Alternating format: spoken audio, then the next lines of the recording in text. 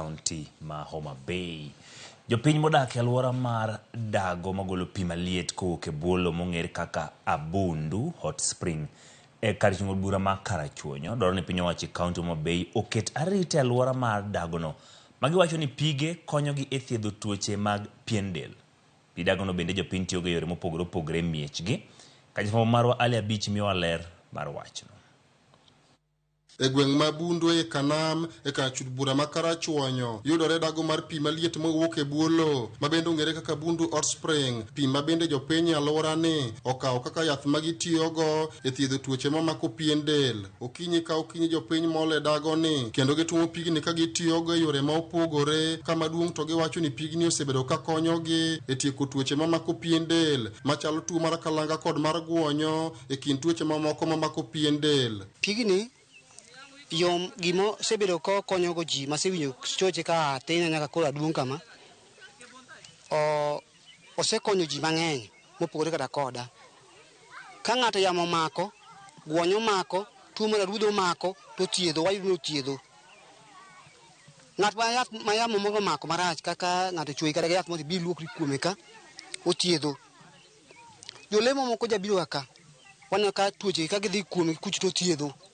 Koro mago achiel kuom gik maneno ka yadho ka piwani timo. Othiedho tuoche e del, sana tuoche mag del. Koro nahero ni mondo akonu ni pigni ka in gi tuo moro amora mar skin disease ma opogore gi tuoche mamako pien del ma jogweng' wacho ni pigni osebedo ka thiedho. Bende gitiyo kode yore mopogore miechgi ka jogo matimo limbe kar dago ni thoro ting'o tong' ma bende giboko e pigni. Kar dago magolo pi maliet ni osebedo ka ywayo wang' welo mowuok e gwenge mamoko ka dwaro mar jogweng' en mondo sirikand kaunti omany kaka inyalo chiw arita e alwora mar dago mar pigni. Kata muono ot kwagedo wamuono kod lo pinwaka kata kam pigeni be watero ga lote. Pigeni be watero ga lote. Jomoko bende kawe kowe kata ne dhok chame kaka kisise kawe ka jowe dhika kod. Awadwaro nikech nitiere joma bedo ka inyore to gidhi kuonde moko mopogore kod kuondegi. To marwa ni to nika.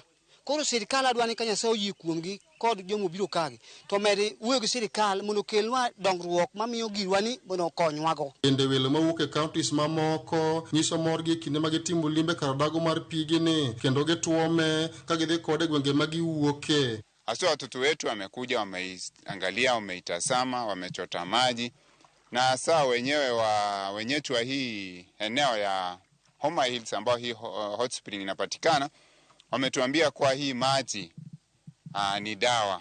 Nasi tumefurahia, tumenawa uso, hata imetubidi tukaenda kununua vibuyu ndiposa tuchote maji tuchukue nyumbani kule Kisii. Ali Abich, Ramogi TV, Homa Bay.